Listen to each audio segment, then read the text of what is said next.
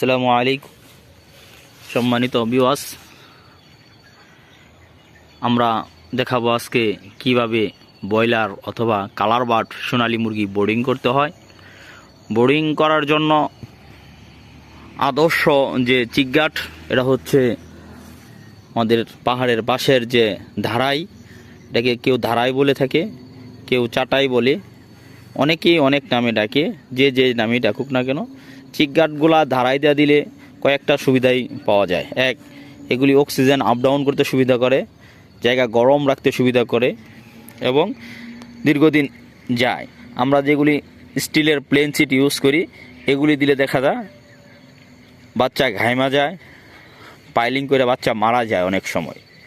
তাই আমরা সকলে চেষ্টা করব এই ধারাই অথবা চাটাই, যে নামেই চিনেন না কেন, এটা দিয়ে বাচ্চা বোর্ডিং করার জন্য রাউন্ড করে।